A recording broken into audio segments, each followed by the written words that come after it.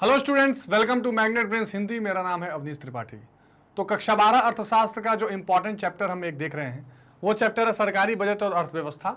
इस चैप्टर को डिटेल में हमने देखा हुआ है प्लेलिस्ट में, आप जरूर जाके देखिए। इसके एनसीईआरटी सॉल्यूशन, एमसीक्यू सारी चीजें हमने कवर की हैं। टॉपिक वाइज भी एक एक कंसेप्ट को देखा है। आज इस इंपॉर्टेंट चैप्टर का हम एक इंपॉर्टेंट सेशन लेकर आए हैं, मोस्ट इंपॉर्टेंट क्वेश्चन, यानी अति महत्वपूर्ण सवाल जो इस चैप्टर से हो सकते हैं, जो आपकी परीक्षा के लिए इंपॉर्टेंट हैं, जिससे आपका एक चैप्टर का क्विक रिवीजन भी हो जाए और आप वो महत्वपूर्ण सवालों तक पहुंच जाए। स्टूडेंट्स, इससे पहले कि हम सेशन स्टार्ट करें, एक इंपॉर्टेंट बात की जानकारी इसलिए जरूरी है कि मैग्नेट ब्रेन्स हिंदी एक ऐसा प्लेटफॉर्म है जो आपको कक्षा 6 से 12 तक की सारी शिक्षा बिल्कुल निःशुल्क प्रोवाइड करता है। यानी आप किसी स्टेट बोर्ड से पढ़ रहे हो या सीबीएसई बोर्ड से पढ़ रहे हो, आपकी सारी की सारी शिक्षा हिंदी माध्यम में निःशुल्क इस प्लेटफॉर्म पर मिलती है। यहां पर 10 या 15% सिलेबस कवर करने के बाद आपको किसी भी तरह के पेड सब्सक्रिप्शन की जरूरत नहीं पड़ेगी। आप सारी की सारी पढ़ाई निःशुल्क मैग्नेट ब्रेन्स हिंदी पर कर सकते हैं। तो इसी इंपॉर्टेंट इंफॉर्मेशन के साथ स्टार्ट करते हैं आज का ये इंपॉर्टेंट सेशन और देखते हैं कि गवर्नमेंट बजट से संबंधित जो ये चैप्टर है, इससे क्या क्या सवाल हो सकते हैं। तो पहला सवाल है कि वर्तमान में भारत की वित्तीय वर्ष क्या है, जिसको अंग्रेजी में क्या कहते हैं, फाइनेंशियल ईयर। बहुत इंपॉर्टेंट है, चर्चा में रहता है हमेशा फाइनेंशियल ईयर, क्योंकि जो आपका बजट आता है वो एक वित्तीय वर्ष के लिए आता है और कब से कब तक होता है, 1 अप्रैल, पहले अप्रैल से टू 31 मार्च, ये फाइनेंशियल ईयर या वित्तीय वर्ष होता है। तो उसमें क्या है, क बिल्कुल ठीक जवाब है, 1 अप्रैल से 31 मार्च। ठीक है। निम्नलिखित में से कौन सा प्रत्यक्ष कर है। अब देखिए, कर के दो भाग हैं जो टैक्स आप वसूलते हैं। एक होता है प्रत्यक्ष कर और एक होता है अप्रत्यक्ष कर। ठीक है, इसको कहा जाता है डायरेक्ट टैक्सेस और इसको कहा जाता है इनडायरेक्ट टैक्स। अब देखिए इसका मतलब क्या है। प्रत्यक्ष कर या डायरेक्ट टैक्स क्या होते हैं, ऐसे कर जिनकी देनदारी का जो भार है, यानी बर्डन ऑफ पेमेंट जो है, वो आप दूसरे पर ट्रांसफर नहीं कर सकते। अगर आप पर वो कर लगाया गया है तो आपको ही वो कर पे करना पड़ेगा, जैसे इनकम टैक्स या आयकर। ठीक है। इसके अलावा जो अप्रत्यक्ष कर होते हैं, इसमें देनदारियां आप ट्रांसफर कर सकते हैं, यानी जिस पर वो कर लगाया गया है वो चाहे तो दूसरे से वसूल सकता है, जैसे जीएसटी। उसमें क्या होता है, आप एक पेन खरीदने जाइए, उस पर आप जीएसटी भरते हैं, पर सरकार ने लगाया था उस पेन बनाने वाले कंपनी को, उसने एमआरपी में ऐड किया, आपसे वसूल के वो पैसा भरा जा रहा है। तो जब आप अपनी टैक्सेस की देनदारी जो है वो ट्रांसफर कर सकते हैं, लायबिलिटी ट्रांसफर कर सकते हैं पेमेंट का, तब वो क्या हो जाता है, अप्रत्यक्ष कर, वरना वो होता है प्रत्यक्ष कर। तो इन दिए हुए ऑप्शंस में से देखिए, जीएसटी, सीमा शुल्क, मनोरंजन कर, ये सारी की सारी चीजें क्या है, ये सब के सब इनडायरेक्ट टैक्सेस है। इसमें सही जवाब क्या हो जाएगा, आयकर या इनकम टैक्स। अब इसमें से कौन सा प्रत्यक्ष कर है, तो जाहिर सी बात है संपत्ति कर, वस्तु सेवा कर, उपहार कर। इसमें बाकी के जो इंपॉर्टेंट, इसमें अप्रत्यक्ष कर आपसे पूछा है, यानी इनडायरेक्ट टैक्सेस पूछा है आपको। तो आयकर, संपत्ति कर, ये दोनों क्या हैं, ये दोनों डायरेक्ट टैक्स हैं। उपहार कर, आपको ऊपर कोई गिफ्ट देता है कोई, वो भी डायरेक्ट टैक्स है। लेकिन वस्तु और सेवा जीएसटी जो है, ये क्या है, ये आपका इनडायरेक्ट या अप्रत्यक्ष कर है। भारत में बजट की अवधि है 1 साल, 2 साल, 5 साल, 10 साल। अब देखिए, भारत की संविधान का आर्टिकल अनुच्छेद 112 ये कहता है कि भारत सरकार को एनुअल फाइनेंशियल स्टेटमेंट रखना पड़ेगा। 1 साल के लिए वो फाइनेंशियल स्टेटमेंट रखा जाता है, 1 वित्तीय वर्ष के लिए रखा जाता है। तो सही जवाब इसमें क्या हो जाएगा, 1 वर्ष हो जाएगा। ठीक है।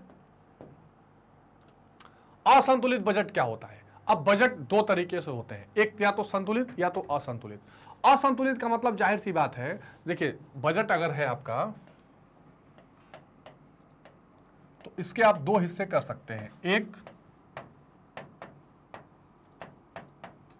संतुलित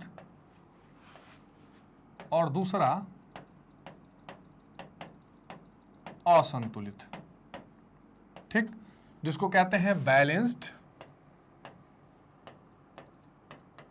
इसको कहते हैं अनबैलेंस्ड बजट। इस असंतुलित के भी 2 भाग होते हैं, आधिक्य का बजट, दूसरा घाटे का बजट। यानी इसको कहते हैं बजट सरप्लस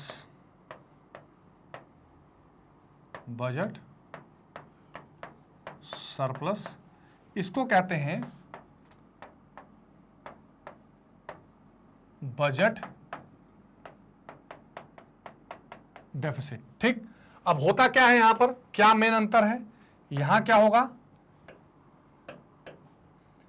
आय या आप कह सकते हैं सरकार की जो प्राप्ति है, अच्छा नहीं ये तो एक सेकेंड, हाँ ठीक है, प्राप्ति जो है वो ज्यादा है और व्यय कम है। यहां क्या होगा,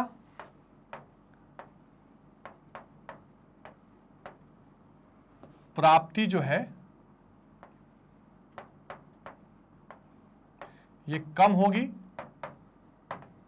व्यय ज्यादा होगा, बस ये डिफरेंस। और यहां क्या होगा, प्राप्ति इज इक्वल टू व्यय, बस सिंपल, यही डिफरेंस है। तो बजट दो तरह से, संतुलित, असंतुलित, संतुलित में आधिक्य यानी सरप्लस, घाटा यानी डेफिसिट, तो ये दो आपको डिफरेंसेस दिखाई पड़ेंगे। ठीक है, अब सवाल पर आते हैं। सवाल क्या है, असंतुलित बजट क्या होता है, आय व्यय से अधिक होता है, व्यय आय से अधिक होता है, दोनों कंडीशन ठीक है, आय और व्यय बराबर, तो ये तो वैसे ही गलत हो गया, तो ये दोनों कंडीशन ठीक है, तो घ इसका सही जवाब हो जाएगा। ठीक है, या आप इसको दोनों के जगह ऑप्शंस में यहां पे क और ख भी रख सकते हैं, क और ख, ठीक है, ये भी ऑप्शंस आप रख सकते हैं। चलिए, बजटीय घाटा क्या है, बजट डेफिसिट क्या है, अभी हमने चर्चा की, व्यय बराबर में प्राप्ति, ये तो बजट का संतुलन है, व्यय क्या हो, ग्रेटर देन प्राप्ति हो, तो इसमें और व्यय लेस देन प्राप्ति हो, तो ये तो सिचुएशन जो है ये तो आधिक्य की सिचुएशन है, बार बार रिवाइज करते चलिए, जिसको आप सरप्लस कहते हैं बजट का, और ये जो सिचुएशन है ये है बजट का घाटा। ठीक है, जिसको आप कहते हैं डेफिसिट। अब ये डेफिसिट तीन तरीके के हैं, आगे उसकी चर्चा होगी। ठीक है, मैंने बता दिया है, एक क्विक रिवीजन करा दूंगा, चैप्टर में सब कुछ समझाया है। ठीक है, तो व्यय इज ग्रेटर देन प्राप्ति। ठीक है, आगे चलते हैं। तो सही जवाब ख। भारत में जीएसटी कब लागू किया गया, तो ये सुधार की प्रक्रिया 205 से चल रही थी, फिर संविधान संशोधन हुआ और फिर ये 1 जुलाई 2017 को भारत में लागू किया गया। ठीक है, इंपॉर्टेंट है। जीएसटी क्या है, एक प्रत्यक्ष कर है, एक परोक्ष कर है, एक प्रगतिशील कर है, एक प्रतिगामी कर है। तो जीएसटी क्या है, एक परोक्ष या जिसको हम कहते हैं अप्रत्यक्ष, किसी भी नाम से कह सकते हैं, या हम जिसको कहते हैं इनडायरेक्ट टैक्स। ठीक है, ये है जीएसटी। सही जवाब क्या हो जाएगा, ख, परोक्ष कर। निम्नलिखित में से किसे पूंजीगत वस्तुओं में शामिल किया जाएगा, पूंजीगत यानी capital goods. Capital good, consumer good, दो गुड्स होती है। टेलीविजन सेट क्या है, ये उपभोक्ता वस्तु है, ये कंज्यूमर गुड्स है। स्टील की चादर, चाय पत्ती, सब कंज्यूमर गुड है। लेकिन घ जो उपकरण है ये क्या है, ये कैपिटल गुड्स है, क्योंकि ये आगे और दूसरे उद्योगों के लिए काम आती है। राजस्व प्राप्ति की अपेक्षा राजस्व खर्च अधिक हो तो उसे हम क्या कहेंगे, उसे राजस्व घाटा कहते हैं। ठीक है, कई सारे बजट के घाटे हैं, उन घाटों को अभी आप समझ, अगर आप रिवीजन करना चाहें तो खैर अभी राजस्व घाटा को समझिए कि होता है राजस्व घाटा बराबर राजस्व व्यय माइनस राजस्व प्राप्ति। तो ये क्या हो जाता है, राजस्व घाटा कहलाता है। ये राजकोषीय घाटे का ही एक पार्ट है। अगर आप सभी घाटा को देखें तो बजट के 3 तरीके के घाटे हैं, ये मैं एक रिवीजन आपको करा दे रहा हूं। एक है राजकोषीय घाटा, राजकोषीय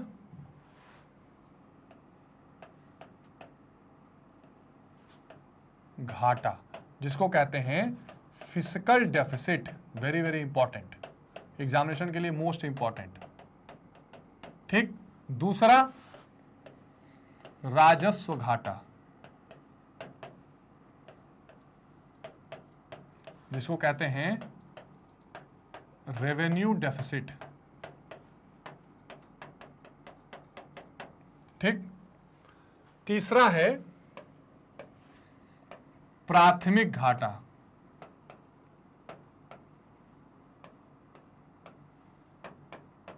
जिसको कहते हैं प्राइमरी डेफिसिट। ठीक है, अब अगर आप राजकोषीय घाटे की बात करें तो राजकोषीय घाटे का फॉर्मूला क्या होता है? राजकोषीय घाटे को आप किस तरह दर्शाते हैं? तो इसको दर्शाते हैं कुल व्यय। कुल व्यय, इस कुल व्यय में क्या होता है? राजस्व व्यय भी होता है, यानी राजस्व व्यय प्लस पूंजी व्यय, इसमें से माइनस करते हैं आप कुल प्राप्ति,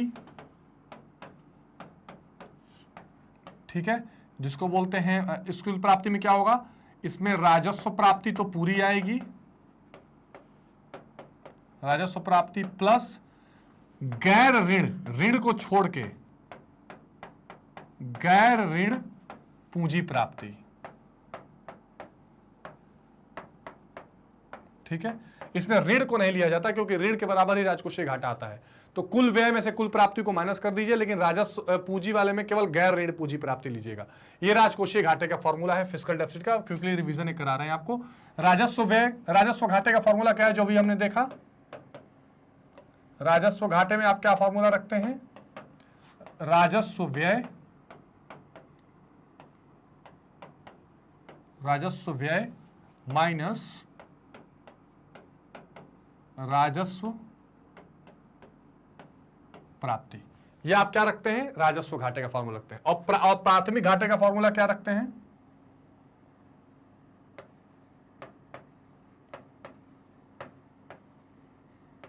प्राथमिक घाटा, इसका फॉर्मूला क्या रखते हैं? जो राजकोषीय घाटा आप निकालते हैं, राजकोषीय घाटा माइनस ब्याज का भुगतान, इंटरेस्ट पेमेंट, ब्याज का भुगतान, यानी fiscal deficit minus interest payment. ये तीन तरह के घाटे हैं जो आपको ध्यान रखने हैं इस चैप्टर से संबंधित, फिर आप किसी भी क्वेश्चन का इजीली जवाब दे देंगे। तो राजस्व प्राप्ति की अपेक्षा अगर राजस्व का व्यय अधिक हो तो उसको हम राजस्व घाटा कहते हैं। एक राष्ट्र एक कर एक बाजार, जिसको अंग्रेजी में कहते हैं, ये बहुत इंपॉर्टेंट है, one nation one tax one market. ये किसके लिए कहा गया था? ये कहा गया था जीएसटी यानी गुड्स एंड सर्विसेज टैक्स के लिए। सही जवाब हो जाएगा ख, ठीक है। चलिए, निजी वस्तु से क्या आशय है? प्राइवेट गुड क्या होता है? जो उपभोक्ता बाजार कीमत पर चाहे और जितनी मात्रा में चाहे उपभोग कर सके, इजिली मिल जाए। निजी वस्तुओं के संबंध में निष्कासन का सिद्धांत क्या है? तो वस्तु अथवा सेवा की एक निश्चित कीमत होती है और जो उपभोक्ता इस कीमत को अदा नहीं कर सकते वो उसके उपभोग से वंचित रह जाते हैं। ये निष्कासन का सिद्धांत है। और जो बजट बनाया जाता है, सरकार यही प्रयास करती है कि जो एक्सक्लूसिविटी है, जो निष्कासन का डर है, वो ना हो। इसलिए अगर कोई महंगी वस्तु भी है तो सरकार उसको सस्ते में प्रदान करने की कोशिश करती है। तो ये निष्कासन का सिद्धांत है। थ्योरी ऑफ एक्सक्लूजन क्या है? निष्कासन का सिद्धांत निजी वस्तुओं के संबंध में लागू होता है, जहां पर क्या होता है, जहां पर ऐसा डर रहता है कि कोई ऐसी वस्तु जो उपभोग के लिए इंपॉर्टेंट है, उपभोक्ताओं के लिए जरूरी है और वो उसको ना मिल पाए, तो उसको अचीव कराने का प्रयास किया जाता है। सार्वजनिक गुड्स या पब्लिक गुड्स क्या है? पब्लिक गुड्स ये है कि जहां पर एक गरीब हो या अमीर हो, सबको एक ही कीमत पर वो वस्तु प्रोवाइड कराई जाएगी। सार्वजनिक वस्तु वो है जिसका लाभ ऐसे उपभोक्ताओं को मिल जाता है जो उसके लिए स्वेच्छा से भुगतान नहीं करते या सबको बराबर करना पड़े। जैसे मान लो सड़क पे चल रहे हैं तो आप उसके लिए पैसा नहीं पे कर रहे हैं, पर सबको उसको सुविधा मिल रही है। आप कोई पब्लिक गुड्स कोई भी इस्तेमाल कर रहे हैं तो सब सार्वजनिक वस्तुओं में आ जाती हैं। शुद्ध निजी वस्तु से क्या आशय है? शुद्ध निजी वस्तुएं वे वस्तुएं हैं जो पूर्णतः विभाज्य होती हैं, जिनका मूल्य बाजार स्तर पर निर्धारित किया जाता है। इसमें निष्कासन का सिद्धांत पूर्णतः लागू होता है, इसमें कोई सरकार का हस्तक्षेप नहीं होता। जैसे पिज्जा बर्गर आप खाते हैं।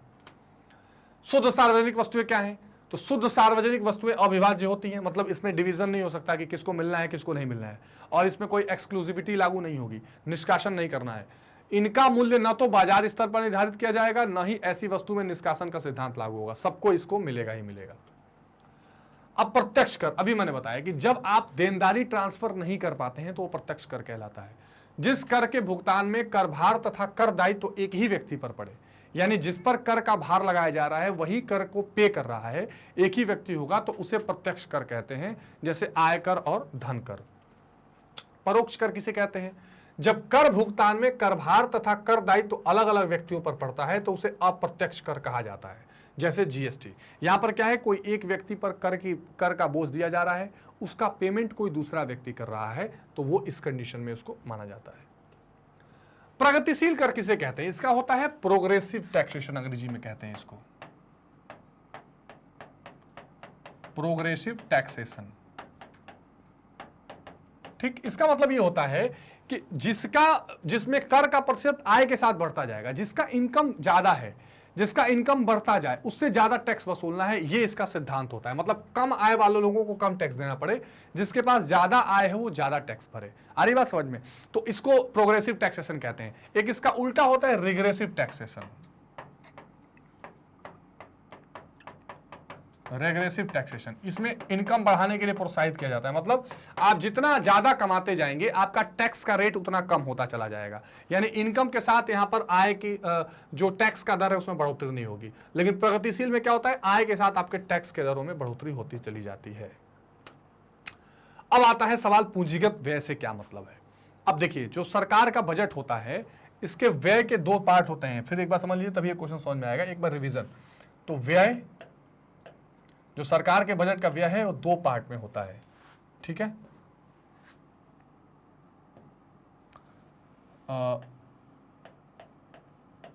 बजट व्यय। ठीक है,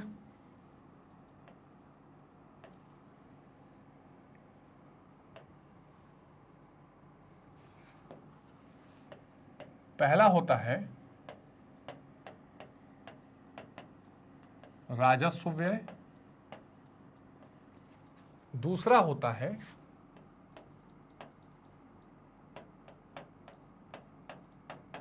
पूंजीगत या पूंजी व्यय। इसको कहते हैं रेवेन्यू एक्सपेंडिचर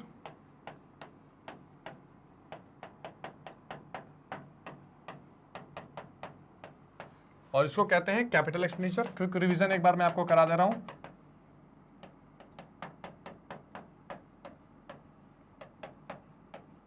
ठीक, अब देखिए इसमें क्या होता है, ऐसा खर्चा जिससे क्या होता है, ना संपत्ति बढ़े ना देनदारी घटे। ठीक, सीधा सीधा, इससे ना तो कोई संपत्ति सरकार की बढ़ती है ना कोई लायबिलिटी घटती है। लेकिन पूंजीगत व्यय में क्या होगा, या तो संपत्ति बढ़ेगी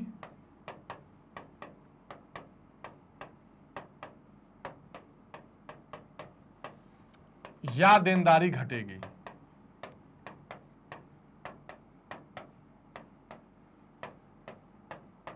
ठीक, सिंपल सी बात, आइदर एसेट विल क्रिएटेड और लायबिलिटी विल बी डिक्रीज। तो इस व्यय को क्या बोलते हैं, पूंजीगत व्यय बोलते हैं, जिसमें कोई संपत्ति सरकार की बढ़ जाए या देनदारी घट जाए। सरकार नए नए उपक्रम लगाती है, मशीनें खरीदती है, नए नए ब्रिज बनाती है, रेलवे पुल बनाती है, सबके साथ नई संपत्ति बनती है, वो पूंजीगत व्यय कहलाती है। तो पूंजीगत व्यय में सरकारी प्रशासन से संबंधित समस्त पूंजीगत सौदों का व्यय शामिल किया जाता है, जिसमें प्रतिरक्षा तथा सार्वजनिक उपयोग के सौदों का व्यय भी शामिल है। यह व्यय या तो परिसंपत्तियों में वृद्धि करता है या देयता कम करता है। ये लाइन सबसे इंपॉर्टेंट है, या तो असेट क्रिएट करेगा या लायबिलिटी जो देयता रहती है उसको कम कर देगा। ऐसे व्यय को हम पूंजीगत व्यय कहते हैं। ठीक है, आगे देखते हैं। राजस्व व्यय क्या है, अभी मैंने आपको बताया। राजस्व व्यय में क्या मैंने बताया कि ये एक तरह से सरकार के लिए कोई बहुत अच्छा व्यय नहीं है। इससे ना तो कोई सरकार की संपत्ति बढ़ती है ना कोई सरकार की लायबिलिटी घटती है। ये बहुत इंपॉर्टेंट पॉइंट है, इस बारे में ध्यान रखेंगे। तो राजस्व व्यय से अभिप्राय सरकार द्वारा एक वित्तीय वर्ष में किए जाने वाले उस अनुमानित व्यय से है जिसके फलस्वरूप न तो सरकार की परिसंपत्ति का निर्माण होता है और न ही कोई देयता में कमी आती है। तो इसको हम क्या बोलेंगे, इसको रेवेन्यू एक्सपेंडिचर बोलते हैं। ये आप ध्यान रखेंगे। जीएसटी क्या है, तो जीएसटी एक अप्रत्यक्ष कर है। ठीक है, गुड्स एंड सर्विसेज टैक्स, जिसमें क्या है, कई सारे अप्रत्यक्ष करों को मिलाकर एक कर बनाने का प्रयास किया गया है। इसके साथ कौन सा लाइन है, ध्यान रखिएगा, वन नेशन, ये पूछ सकता है आपसे सवाल, one nation one tax one market. ये चीजें आपके दिमाग में होनी चाहिए एज ए इकोनॉमिक स्टूडेंट। ठीक है, यानी एक राष्ट्र एक कर एक बाजार। ठीक है, चलिए, घाटा बजट क्या होता है, यानी बजट डेफिसिट क्या होता है। तो बजट घाटे से अभिप्राय उस स्थिति से है जिसमें सरकार का बजट व्यय सरकार की बजट प्राप्ति से अधिक हो जाए। कुल मिलाकर कुल व्यय इज ग्रेटर देन कुल प्राप्ति। ठीक, अंग्रेजी में कह सकते हैं आप total expenditure minus total receipt is equal to budget deficit. Budget deficit, ठीक है, तो ऐसे आप समझ सकते हैं। तो कुल व्यय जब उसकी कुल प्राप्ति से ज्यादा हो जाए तो उसे हम क्या कहते हैं? बजट घाटा कहते हैं। अब राजस्व घाटा क्या है? तो अभी हमने देखा था राजस्व व्यय और राजस्व आय के अंतर को राजस्व घाटा कहते हैं। फॉर्मूला आप कह सकते हैं राजस्व व्यय माइनस राजस्व प्राप्ति। ठीक है, जो इंपॉर्टेंट है वो बार बार मैंने अलग अलग क्वेश्चंस के थ्रू आपके सामने रखे हैं। राजकोषीय घाटा क्या है? फिस्कल डेफिसिट की चर्चा अभी मैंने आपको शुरू में ही की है कि राजकोषीय घाटा कुल व्यय जो राजस्व और पूंजीगत हो इसकी उधार को छोड़कर कुल प्राप्ति इसकी अधिकता है। तो जो प्राप्तियां आपको होती हैं, मतलब कि राजस्व प्राप्ति में जो राजस्व जो उसमें उधार वाला छोड़कर जो बाकी की प्राप्ति है वो जब आप कंपेयर करते हैं तो राजकोषीय घाटा आता है। मतलब यहां पर आप ले लीजिए कुल व्यय, ठीक, जिसमें आप क्या ले लेंगे? राजस्व प्लस पूंजी दोनों ले लेंगे, टोटल जितना व्यय है सब ले लेंगे, माइनस कर लीजिए कुल प्राप्ति। कुल प्राप्ति, तो कुल प्राप्ति में आप राजस्व वाला तो टोटल ले लेंगे प्लस इसमें जो पूंजी वाला में है उसमें गैर ऋण या ऋण को छोड़ के गैर ऋण पूंजी प्राप्ति, या अगर आप ये नहीं लिखते हैं कॉलम तो यहीं ऊपर लिख दीजिए ऋण के अलावा या ऋण को छोड़कर। ठीक है, ये अंतर बिल्कुल ध्यान रखेंगे, बिल्कुल मिस्टेक नहीं करना है। तो ये आपका राजकोषीय घाटा जिसको हम फिस्कल डेफिसिट कहते हैं, ये बहुत ही इंपॉर्टेंट है, इसको आप जरूर ध्यान रखेंगे, एग्जामिनेशन में जरूर पूछा जाता है। ठीक है, क्वेश्चंस देकर भी आपसे न्यूमेरिकल्स भी हमने किए हैं, देख सकते हैं आप। प्राथमिक घाटा क्या है? तो इसमें सीधे सीधे आपको क्या बताना है? सीधे सीधे इसका फॉर्मूला क्या है? राजकोषीय घाटा, राजकोषीय घाटा ये जो आता है इसमें से जब आप माइनस करते हैं ब्याज की अदायगी, इंटरेस्ट पेमेंट, ब्याज की अदायगी, तो ये निकल जाता है क्या? प्राथमिक घाटा या फिस्कल डेफिसिट, प्राइमरी डेफिसिट। ठीक है, यानी प्राथमिक घाटा राजकोषीय घाटे तथा भुगतान किए जाने वाले ब्याज का अंतर है। बजट का अर्थ क्या है? सबसे इंपॉर्टेंट, तो मैंने आपको सबसे पहले बताया कि भारत के संविधान का जो अनुच्छेद 112 है वो ये सरकार को कहता है, केंद्रीय सरकार को, कि आप हर साल एक वित्तीय आर्थिक वित्तीय रिपोर्ट यानी कि एनुअल फाइनेंशियल रिपोर्ट आप प्रस्तुत करेंगे संसद के सामने। तो बजट एक विस्तृत आर्थिक विवरण है जिसमें सरकार के एक वित्तीय वर्ष के अनुमानित आय और व्यय का विवरण होता है। इट इज व्हाट, ये इंपॉर्टेंट ध्यान रखिएगा, एंटीसिपेटेड, ठीक, यानी अनुमानित विवरण होता है किस चीज का? आय और व्यय का। एग्जैक्ट नहीं होते हैं, आप ये अनुमान लगाते हैं कि इतना खर्चा होने वाला है। ठीक है, अब सरकारी बजट में राजस्व प्राप्तियां क्या हैं? अभी मैंने बताया, अच्छा मैंने व्यय बताया था। अगर अब मैं प्राप्तियों का क्लासिफिकेशन आपको एक बार समझा दूं तो फिर इस तरह के सभी क्वेश्चंस आप आराम से लिख लेंगे। समझा तो दिया कि रिवीजन। तो बजट की प्राप्ति की अगर बात करें, बजट प्राप्ति के दो हैं इंपॉर्टेंट,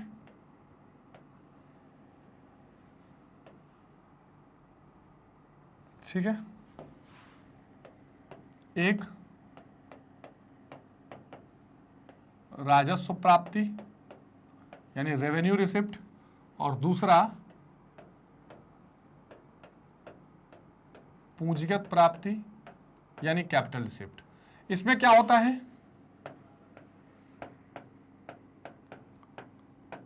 ना संपत्ति घटती है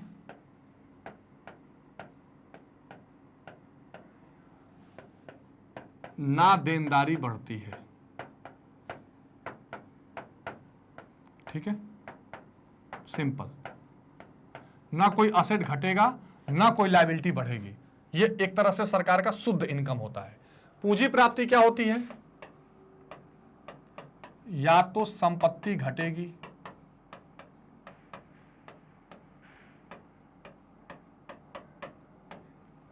या देनदारी बढ़ेगी।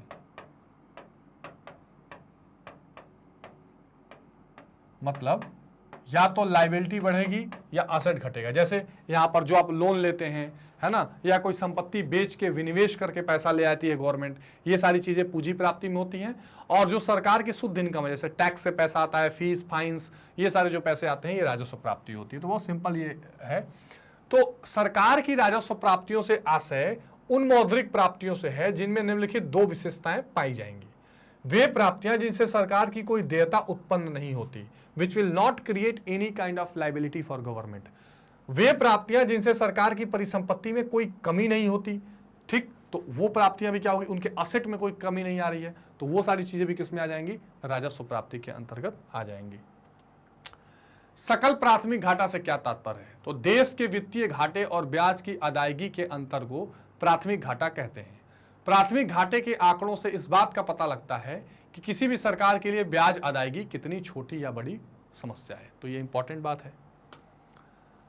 अब अगला प्रश्न है कि वस्तु एवं सेवा कर से आप क्या समझते हैं? पुरानी कर व्यवस्था के मुकाबले जीएसटी कितनी श्रेष्ठ है और किस श्रेणी में व्याख्या आप करेंगे? अब देखिए, वस्तु एवं सेवा कर उत्पाद को सेवा प्रदायकों से सीधे ही सेवाओं की पूर्ति पर लगाया गया एकल प्रत्यक्ष व्यापक अप्रत्यक्ष कर है। भारत इसे 1 जुलाई 2017 में लागू किया गया। यह गंतव्य आधारित उपभोग कर है, यानी कि जहां पर ये उपभोग कंजम्पशन जिस जगह पर होगा और वहीं पर ये टैक्स लगाया जाएगा, जिस पर पूर्ति श्रृंखला में आगत जमा की सुविधा प्राप्त है। यह एक ही प्रकार की वस्तु और सेवाओं पर एक दर वाला पूरे भारत में लागू है। इसने अनेक केंद्रीय और राज्य कर और उपकरों को अपने में समाहित कर लिया। कई सारे सब टैक्सेस थे, कई सारे इनडायरेक्ट टैक्सेस थे, सबको आपस में समाहित कर लिया है।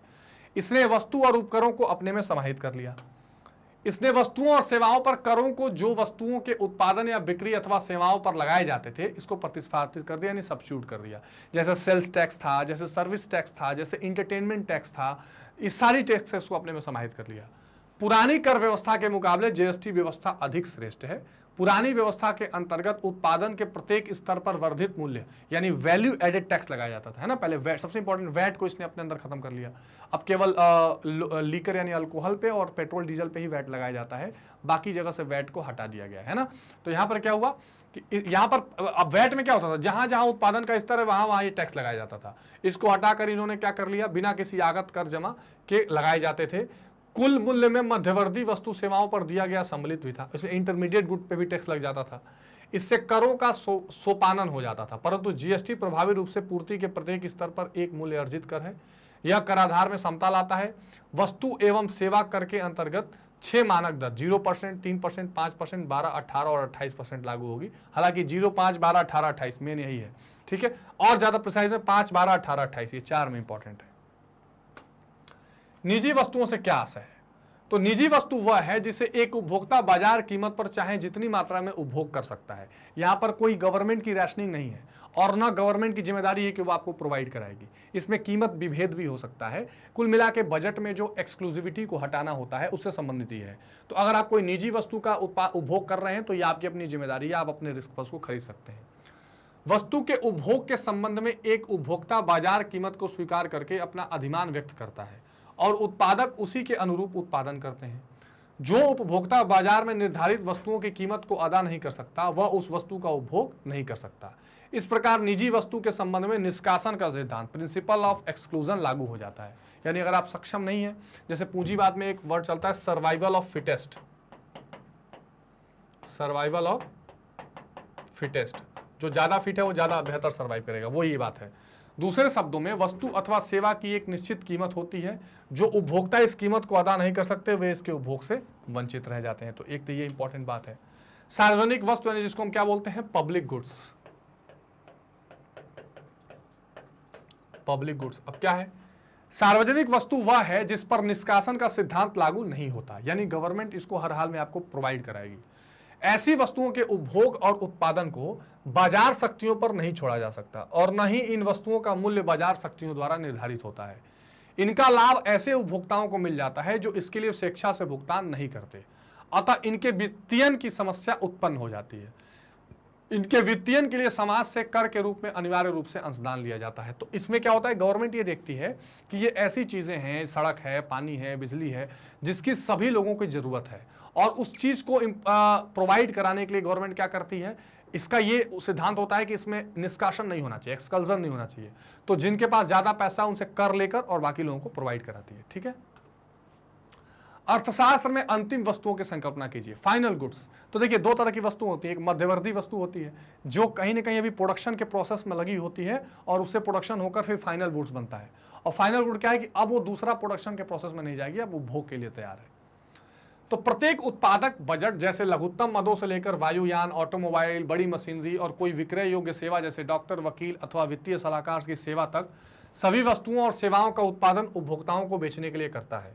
उपभोक्ता कोई व्यक्ति हो सकता है अथवा उद्यम उनके द्वारा क्रय की जाने वाली वस्तु अथवा सेवा अंतिम रूप से अथवा अग्रिम उत्पादन के लिए उपयुक्त हो सकती है।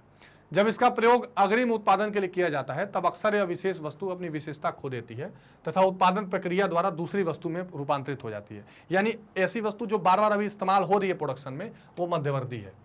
जैसे कपास उत्पादक किसान धागा तैयार करने वाली मिल को कपास बेचता है, जहां कपास से धागे तैयार किए जाते हैं। इन धागों को कपड़ा मिल को विक्रय किया जाता है, जहां उत्पादन प्रक्रम के द्वारा इसका रूपांतरण कपड़े में होता है तथा इस कपड़े को अन्य उत्पादन प्रक्रम के द्वारा पहनने योग्य कपड़े में रूपांतरित किया जाता है। अब यह कपड़ा उपभोक्ताओं को अंतिम उपयोग हेतु विक्रय के लिए तैयार होता है। अतः वस्तु की ऐसी मद या प्रकार जिनका अंतिम उपयोग उपभोक्ताओं के द्वारा होता है, अर्थात जिन्हें पुनः उत्पादन प्रक्रम के किसी चरण से गुजरना नहीं पड़ता, उसे हम या पूरा परिवर्तन नहीं होता, उसे अंतिम वस्तु कहते हैं। तो जब कोई चीज इस लायक तैयार हो गई कि अब उसे फिर से प्रोडक्शन प्रोसेस में नहीं जाना है, तो वो पूरा प्रोसेस जो कहलाता है वो फाइनल गुड्स कहलाता है, जो वो वस्तु होती है। अब एक सवाल है कि दो सेक्टर मॉडल में आय का निर्धारण कैसे होता है। तो ये एक इंपॉर्टेंट सवाल है। सकल घरेलू उत्पाद में से एक अंश का उपभोग, एक अंश की बचत की जाती है। ठीक, दूसरी ओर फर्म की ओर से उनके द्वारा प्राप्त समाप्त अंतिम आय अवश्य ही उपभोग व्यय और निवेश व्यय के बराबर होंगे। तो एक जगह का इन्वेस्टमेंट दूसरे जगह का खर्च बराबर होता है। परिवार द्वारा प्राप्त समस्त आय फर्मों द्वारा प्राप्त व्यय के बराबर होगा। जो परिवार को आय मिलेगी वो क्या होगी, जो फर्म खर्च कर रहे हैं, जो पैसा पेमेंट कर रहे हैं, वही तो। ठीक, क्योंकि आय विधि और व्यय विधि से सकल घरेलू उत्पाद की एक ही राशि प्राप्त होती है। चूंकि उपभोग व्यय को दोनों ओर से निरस्त कर दिया जाता है, इसलिए हमारे पास समस्त बचत समस्त निवेश व्यय के बराबर बच जाता है। अब अगला एक बहुत इंपॉर्टेंट क्वेश्चन है कि एक विकासशील देश में राजकोषीय नीति की भूमिका क्या होनी चाहिए, यानी फिस्कल पॉलिसी। देखिए राजकोषीय नीति क्या है, सरकार की बजट और व्यय से संबंधित जो नीति होती है वो राजकोषीय नीति कहलाती है। जैसे रिजर्व बैंक ऑफ इंडिया मौद्रिक नीति बनाती है, वैसे ही सरकार राजकोषीय नीति बनाती है। तो राजकोषीय नीति किसी भी देश की आर्थिक नीतियों को व्यक्त करने का एक सशक्त माध्यम है कि सरकार आर्थिक रूप से क्या सोच रही है। जब वो बजट प्रस्तुत करती है उसी समय इन नीतियों के बारे में समझाती है। इसका आशय सरकारी व्यय ध्यान देखिए, यानी गवर्नमेंट का जो एक्सपेंडिचर है और गवर्नमेंट का जो टैक्सेशन पॉलिसी है और गवर्नमेंट कहां से ऋण की प्राप्ति और प्रबंध करेगी, ये सारी चीजें इस राजकोषीय नीति में होती हैं। सरकार अपनी राजकोषीय नीति द्वारा अर्थव्यवस्था में आर्थिक क्रियाओं की प्रवृत्ति स्तर को प्रभावित कर सकती है। और राजकोषीय नीति की प्रमुख परिभाषा अगर आप देखें तो जैसे आर्थर स्मिथ ने कहा कि राजकोषीय नीति वह नीति है जिसको सरकार अपने व्यय तथा आगम के कार्यक्रमों को राष्ट्रीय आय, उत्पादन और रोजगार पर इच्छा प्रभाव डालने के लिए तथा अवांछित प्रभावों को रोकने के लिए करती है। अब इसमें दो चीजें हैं, सरकार की दो इसमें नीतियां हैं, कर की नीति, व्यय की नीति। इससे दो काम करती है। एक तो सरकार इससे मुद्रा पूर्ति को भी कंट्रोल करने का प्रयास करती है। मान लीजिए बहुत ज्यादा, जैसे प्रभावों को रोकने के लिए मान लीजिए कि बहुत ज्यादा महंगाई हो गई तो सरकार क्या करेगी, दो तरह की राजकोषीय नीति सरकार बनाती है।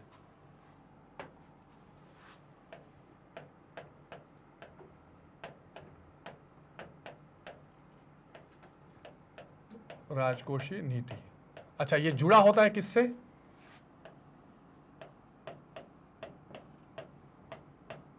करारोपण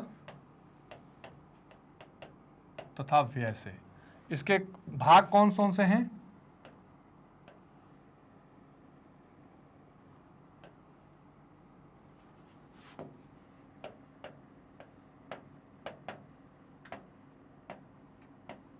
संकुचित,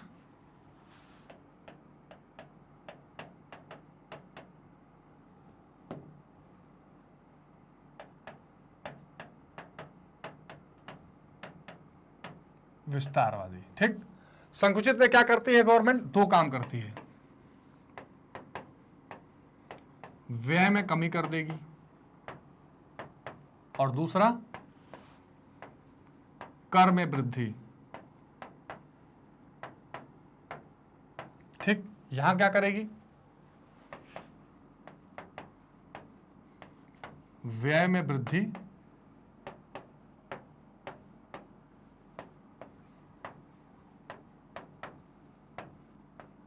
कर में कमी।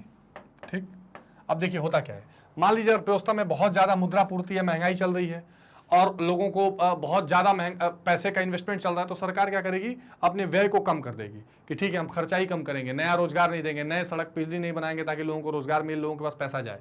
और कर में वृद्धि कर देगी, टैक्स बढ़ा के आपके प्रायोज्य आय को कम करेगी। प्रायोज्य आय क्या होता है? प्रायोज्य आय का मतलब कि आप टैक्स भरने के पास कितना पैसा खर्चा करने के लिए आपके बचा है उसको कम करने का प्रयास करेगी। और विस्तारवादी में क्या करेगी? व्यय को बढ़ाएगी और कर में कमी कर देगी, ताकि यहां पर कोशिश करेगी कि मुद्रा पूर्ति को कम किया जाए, यहां कोशिश करेगी कि मुद्रा पूर्ति को बढ़ाया जाए। तो इसलिए सरकार क्या करती है? इन राष्ट्रीय आय, उत्पादन, रोजगार सबको प्रभावित करती है और उनसे होने वाले जो प्रभाव है मुद्रा पूर्ति की वजह से उसको भी रोकने का प्रयास करती है। निकोलसन के अनुसार राजकोषीय नीति सरकारी व्यय तथा करों के प्रबंध और सार्वजनिक ऋणों के ऐसे ढंग से संचालित करने से संबंध रखती है ताकि कुछ निश्चित उद्देश्य पूर्ण हो जाए। कौन से उद्देश्य पूर्ण हो जाए? रोजगार की स्थिति बनी रहे, बहुत ज्यादा मांग, मतलब मुद्रा की पूर्ति और मुद्रा की जो मांग है वो उसमें बहुत ज्यादा, एक तरह से कह सकते हैं, या मुद्रा की पूर्ति बहुत ज्यादा बढ़े या घट ना जाए, मनी सप्लाई कंट्रोल में रहे, ये सारे उद्देश्य होते हैं। और आर्थिक स्थिरता बनी रहे, समता बनी रहे, ये सारे उद्देश्य होते हैं इसके। अब दीर्घ उत्तरी में बजट क्या है? बजट की संरचना पर प्रकाश डालिए। तो बजट एक विस्तृत आर्थिक विवरण है जिसमें सरकार के एक वित्तीय वर्ष के लिए अनुमानित आय व्यय का ब्यौरा होता है। इसमें निश्चित उद्देश्य को प्राप्त करने के लिए सरकार द्वारा अपनाई जाने वाली नीति सम्मिलित रहती है। टेलर के अनुसार बजट सरकार की मास्टर वित्तीय योजना है। यह आगामी आय के अनुमान तथा बजट कार्य के प्रस्तावित व्ययों के साथ साथ के अनुमान का साथ साथ प्रसारित करती है। यानी कितना हमको व्यय मिलने वाला है एंटिसिपेटेड और कितना हम खर्च करने वाले हैं, यह सारा इसमें रहता है। बजट के दो चीजें हैं, बजट प्राप्ति और बजट व्यय। मैंने अभी आपको बताया बजट प्राप्तियों में भी दो प्राप्ति बता दी आपको, राजस्व प्राप्ति और राजस्व व्यय। बजट प्राप्ति की अगर बात करें तो बजट प्राप्ति से आशय एक वित्तीय वर्ष के अंतर्गत सरकार के सभी मौद्रिक साधनों से प्राप्त मौद्रिक आय से है, अनुमानित आय। बजट प्राप्ति को दो भागों में विस्तृत किया जा सकता है। कौन कौन सा? एक तो राजस्व प्राप्ति, दूसरा पूंजीगत प्राप्ति। राजस्व प्राप्ति क्या है? सरकार की राजस्व प्राप्ति से आशय उन मौद्रिक प्राप्तियों से है जिनमें निम्नलिखित दो विशेषताएं पाई जाती हैं। क्या? वे प्राप्ति जिससे सरकार की कोई देयता या लायबिलिटी न बढ़े, जैसे कि टैक्स। सरकार जब टैक्स वसूलती है तो ना तो उसकी कोई लायबिलिटी यानी कोई देनदारी नहीं बढ़ती, कोई लोन तो है नहीं, ना कोई संपत्ति बेचनी पड़ती है। कर के अलावा जो गैर कर में भी है, जैसे फीस, फाइन, क्षतिपूर्ति, जुर्माना, ये सब जो सरकार पैसा वसूलती है, स्टैंप ड्यूटी, ये सरकार की शुद्ध इनकम होती है। और वे प्राप्ति जिनसे सरकार की परिसंपत्ति में कमी आए, जो कोई कमी न आए, ऐसी प्राप्ति, जैसे सार्वजनिक क्षेत्र के अंशों का विक्रय करती है तो कोई उसमें इंपॉर्टेंट है। राजस्व प्राप्ति के घटक में कर प्राप्ति। कर वह अनिवार्य भुगतान है जो एक व्यक्ति या फर्म द्वारा सरकार को दिया जाता है। करदाता को सरकार से मिलने वाले लाभ का इससे कोई संबंध नहीं होता। गैर कर प्राप्तियां कौन कौन सी हो सकती हैं? जैसे फीस वसूलती है सरकार द्वारा व्यक्तियों को प्रदान की जाने वाली सेवाओं के लिए, कोर्ट फीस, रजिस्ट्रेशन फीस, इससे लिए पैसा मिलता है। लाइसेंस और परमिट, सरकार कई तरह की लाइसेंस देती है, जैसे टेलीकॉम का स्पेक्ट्रम वाला लाइसेंस देती है कि आप यहाँ टेलीकॉम चला सकते हैं, है ना। कोई खदान या माइनिंग करने के लिए लाइसेंस देती है, तो उनके लिए जो भुगतान किया जाता है उसे लाइसेंस या परमिट फीस कहा जाता है। जैसे इंपोर्ट लाइसेंस, ड्राइविंग लाइसेंस के लिए फीस लगती है। जब्त संपत्ति, सरकार कई बार क्या होती है कि बिना उत्तराधिकारी के अगर कोई मर जाता है तो उसको संपत्ति को जब्त कर लेती है, इसको अंग्रेजी में कहते हैं स्चीट्स। तो उससे जो पैसा मिलता है वो भी सरकार की रेवेन्यू या राजस्व प्राप्ति कहलाती है। जुर्माना, अगर आप कोई कानून तोड़ते हैं उसमें सरकार फाइन लगाती है तो उससे भी राजस्व प्राप्ति होती है। सार्वजनिक उपक्रम, गवर्नमेंट की कोई अपनी कंपनी या फैक्ट्री है उससे जो फायदा मिल रहा है। उपहार या अनुदान, कोई गवर्नमेंट को गिफ्ट मिल गया, कोई ग्रांट फ्री में मिल गया। पूंजीगत, तो ये सारे इतने यहां तक क्या थे, सब राजस्व प्राप्ति थे। पूंजीगत प्राप्ति क्या है? पूंजीगत प्राप्ति वे मौद्रिक प्राप्ति हैं जिनमें निम्नलिखित दो विशेषताएं होती हैं।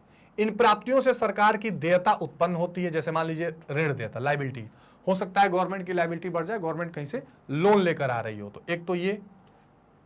इन प्राप्तियों से सरकार की परिसंपत्ति कम होती है, जैसे सार्वजनिक उपक्रमों के अंश बेचकर पैसा ले आती है तो उसका जो अपना जो असेट है, जो संपत्ति है, वो कम हो जाती है। अब पूंजीगत प्राप्तियों में क्या है, ऋण की वसूली। मान लीजिए गवर्नमेंट ने किसी को ऋण दिया है और ऋण वापस ले लिया, तो उन्होंने क्या किया, अपने असेट को कम कर लिया। तो इसमें राज्य सरकारों, संघ राज्य क्षेत्र, विदेशी सरकार, सरकारी क्षेत्र के उपक्रम, सांविधिक निकाय आदि को दिए गए ऋण की वसूली शामिल है। ऋण एवं उधार, अगर सरकार कहीं से ऋण लेकर आती है किसी या देश के बाहर या देश के अंदर कहीं से, तो इसको क्या कहते हैं, ये भी पूंजीगत प्राप्ति है। विनिवेश, मान लीजिए गवर्नमेंट ने कहीं पर इन्वेस्टमेंट कर रखा था और वो उसको बेचकर वापस चली आई, तो अपना संपत्ति घटा लिया। तो विनिवेश से आशय सरकार द्वारा सार्वजनिक क्षेत्र के उपक्रमों को आंशिक या पूर्ण रूप से निजी हाथों में देना, इसको अंग्रेजी में कहते हैं डिसइन्वेस्टमेंट। बहुत इंपॉर्टेंट है, डिसइन्वेस्टमेंट। ठीक है, तो सरकार जब डिसइन्वेस्टमेंट करती है तो ये भी इसमें पूंजीगत प्राप्ति में रखा जाता है। अब व्यय की तरफ आइए, तो व्यय क्या है, बजट व्यय से आशय सरकार द्वारा एक वित्तीय वर्ष में किए जाने वाले अनुमानित व्यय से है। ये भी दो प्रकार के होते हैं, राजस्व व्यय और पूंजीगत व्यय। तो सरकार के राजस्व व्यय की दो विशेषताएं हैं। राजस्व व्यय सरकार के लिए परिसंपत्तियों का निर्माण नहीं करते, नाइदर क्रिएट असेट। राजस्व व्यय सरकार की देयता को भी कम नहीं करते, नाइदर डिक्रीज लायबिलिटी। ये डे टू डे खर्चेज हैं, प्रशासनिक सेवाओं में जो खर्चे हो रहे हैं या एडमिनिस्ट्रेशन को मेंटेन करने के लिए जो खर्चा हो रहा है। पूंजीगत व्यय सरकार के लिए परिसंपत्तियों का निर्माण करेंगे और सरकार की देयता या लायबिलिटी को कम करेंगे, ये इसकी प्रमुख विशेषता है। अगला सवाल है कि प्रत्यक्ष कर की परिभाषा दीजिए, यानी डायरेक्ट टैक्सेस क्या है। अब देखिए, सामान्य रूप से जब कर की देयता, इंपैक्ट तथा कर की वहता, इंसिडेंस एक ही व्यक्ति पर करती है तो उसे प्रत्यक्ष कर कहते हैं, यानी जिस पर कर लगाया जाए उसी को देने का भार दिया जाए तो वो डायरेक्ट टैक्स होता है। इस प्रत्यक्ष कर वह है जो उसी व्यक्ति से मांगा जाता है या इच्छा की जाती है जो उसके अपने पास से देगा। प्रत्यक्ष कर वे कर होते हैं जो स्थायी तथा बार बार उत्पन्न होने वाले अवसरों पर लगते हैं, ये भी इंपॉर्टेंट है, यानी हर साल आपको देना पड़ेगा। डी मार्को के अनुसार यदि किसी व्यक्ति की आय सीधे ही कर से मालूम की जाती है तो उसे प्रत्यक्ष कर कहना चाहिए। बहुत इंपॉर्टेंट बात है, जितना आप टैक्स दे रहे हैं उसी से आपकी इनकम पता लग जाएगी। प्रत्यक्ष कर वे कर होते हैं जो सीधे सात अथवा अप्रत्यक्ष लोगों की संपत्ति अथवा आय पर लगाए जाते हैं और जो न तो उपभोक्ताओं द्वारा प्रत्यक्ष रूप से राज्य को अदा किए जाते हैं। डॉल्टन के अनुसार प्रत्यक्ष कर उसी व्यक्ति द्वारा देय होता है जिस पर वो वैधानिक रूप से लगाया जाता है। AR प्रेस्ट के अनुसार वे कर जो प्राप्त होने वाली आय पर आधारित होते हैं वो प्रत्यक्ष कर कहलाते हैं। प्रत्यक्ष कर के उदाहरण जैसे कि मृत्यु कर, उपहार कर, कृषि कर, आय कर, निगम यानी कॉर्पोरेशन टैक्स जो कंपनियों पे भी लगाए जाते हैं। प्रत्यक्ष कर के गुण क्या है, मितव्ययिता। इसमें क्या होता है, इन करों का भुगतान करदाता सीधे राजकोष में जमा कर देता है, इसमें बहुत अपव्यय नहीं होता कि कई जगह से वसूलना है। निश्चितता यानी श्योरिटी होती है कि गवर्नमेंट को ये टैक्स मिलना ही है, कई पार्ट में डिवाइडेड नहीं है। प्रत्यक्ष करों में निश्चितता का तत्व पाया जाता है क्योंकि करदाता को यह ज्ञात होता है कि उसे कितनी मात्रा में कर देना है और राज्य भी यह जानता है कि उसे कर कितनी मात्रा में प्राप्त होगा।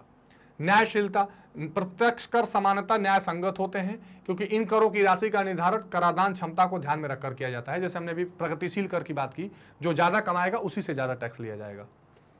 लोच, प्रत्यक्ष कर लोचदार होते हैं, आपातकाल में सरकारें इसमें परिवर्तन करके छूट भी देती हैं। उत्पादकता यानी प्रोडक्टिविटी, आर्थिक विकास के साथ साथ इन करों से प्राप्त होने वाली राशि में वृद्धि होती है तो ये उत्पादक होते हैं और ये देश के लिए काम आते हैं। नागरिक भावना यानी अगर आप सिविक्स सेंटिमेंट्स की बात करें तो भी इंपॉर्टेंट है। ये कर नागरिक भावनाओं को जागृत करने वाले होते हैं क्योंकि इन करों का भुगतान करते समय उत्तरदायित्व की भावना प्रभावित होती है। क्योंकि अगर आप टैक्स भरेंगे तो आपको लगता है कि भाई हम टैक्स भर रहे हैं तो सरकार को हमारे लिए काम करना चाहिए, सरकार को एक तरह से ना अकाउंटेबिलिटी फिक्स होती है। इसके दोष क्या है, असुविधाजनक है। प्रत्यक्ष करों का भुगतान सदैव असुविधाजनक, कई बार ऐसा लगता है कि बहुत ज्यादा हमें डिटेल रखना पड़ेगा, बहुत ज्यादा हमें इनकम टैक्स रिटर्न भरते समय आपने देखा होगा कि बहुत सारे टिपिकलिटीज होती हैं। कई बार करदाताओं को क्या लगता है कि यार हमारे पास से तुरंत पैसा जा रहा है तो उनका प्रायोज्य आय घटता है, डिस्पोजेबल इनकम, तो उसका विरोध भी करते हैं। कर निर्धारण की जटिलता, जैसे उसमें इनकम टैक्स के कई सारे स्लैब्स बने होते हैं, इतने से इतने इनकम में इतना टैक्स, इतने से इतने इनकम में इतना टैक्स, तो कई बार वो भी एक समस्या का कारण बन जाती है। उत्पादन क्षमता पर प्रतिकूल प्रभाव, जैसे लोगों को लगता है कि यार हम ज्यादा कमाएंगे, ज्यादा मेहनत करें तो उतना ही ज्यादा टैक्स भरना पड़ रहा है, तो प्रोडक्टिविटी कम होती है। प्रत्यक्ष करों का प्रायः उत्पादन क्षमता पर प्रतिकूल प्रभाव पड़ता है क्योंकि करों का भुगतान करने से बचत तथा विनियोग क्षमता कम हो जाती है, क्योंकि आपके पास डिस्पोजेबल इनकम कम हो गई तो अब आप इन्वेस्टमेंट ही कम करेंगे। व्यय साध्य, प्रत्यक्ष करों का एकत्रीकरण अत्यंत व्यय साध्य होता है। अपर्याप्त आय, प्रत्यक्ष कर अपने सीमित क्षेत्र के कारण सरकार को पर्याप्त आय प्रदान करने में असमर्थ है, इसलिए ज्यादातर आप देखेंगे तो एक तरह से कह सकते हैं आपकी जीएसटी वगैरह का कलेक्शन अब इनको इससे आगे निकल रहा है। सीमित क्षेत्र केवल उन्हीं लोगों पर लगाए जाएंगे, 1 से 1.5% लोग इनकम टैक्स भरते हैं, सोचिए, जिनकी आय उस क्षेत्र में आती है, बाकी लोगों पर नहीं लगाए जाते। परोक्ष कर को परिभाषित कीजिए, इनडायरेक्ट टैक्स, और गुण और दोष लिखिए, इंपॉर्टेंट क्वेश्चन है। तो अर्थ परिभाषा परोक्ष कर वे कर हैं जिनके भार को करदाता दूसरों पर टालने में सफल हो जाते हैं। इन करों का तात्कालिक और अंतिम भार अलग अलग व्यक्तियों पर पड़ता है। इसकी विशेषताएं क्या है? परोक्ष कर वह कर है जो किसी व्यक्ति से इस इच्छा अथवा आशा से मांगा जाता है कि वह किसी दूसरे से इसकी कमी पूरा कर लेगा। जैसे जीएसटी किसी पर लगाई गई, कोई उसको पे कर रहा है। परोक्ष कर वे कर हैं जो कभी भी उत्पन्न होने वाले अवसरों पर लगाए जाते हैं। डॉल्टन के अनुसार परोक्ष कर एक व्यक्ति पर लगाया जाता है किंतु भुगतान पूर्णतः अथवा अंशतः किसी अन्य व्यक्ति द्वारा किया जाता है। वे कर जिन्हें व्यय पर लगाया जाता है परोक्ष कर कहते हैं। परोक्ष करों के उदाहरण आयात निर्यात कर, वस्तु और सेवा कर, तो ये सारी चीजें इनडायरेक्ट टैक्सेस में लगाई जाती हैं। इसके गुण क्या है? न्यायपूर्ण। परोक्ष कर न्यायपूर्ण होते हैं क्योंकि वे कर मुख्यतः उपभोग पदार्थों पर लगाए जाते हैं। जो कंजम्पशन करेगा वही उसको उन्हीं पर लगाया जाएगा और उसकी कर दे की क्षमता पर उस हिसाब से फर्क पड़ता है। मतलब कोई महंगी चीज है, कोई मत खरीदे, नहीं टैक्स लगेगा।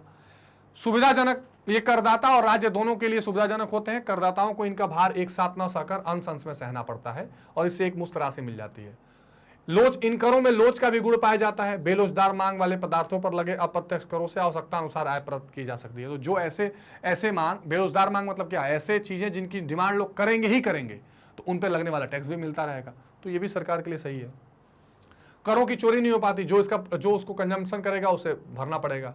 समाज कल्याण, इन करों से क्या होता है? एक तो हर सेक्शन ऑफ सोसाइटी इसको भरती है, इसका दायरा सीमित है, और दूसरा ये कि फिर इससे लोगों को समाज कल्याण होता है। तो इन करों से समाज का कल्याण संभव है। मादक पदार्थ पर आप ज्यादा, जैसे मान लीजिए कोई अगर ऐसा सामान है जो नशे वाला है, उस पर खूब टैक्स लगा दीजिए, लोग कम पिएंगे, और जरूरत की चीजों पर कम कर दीजिए।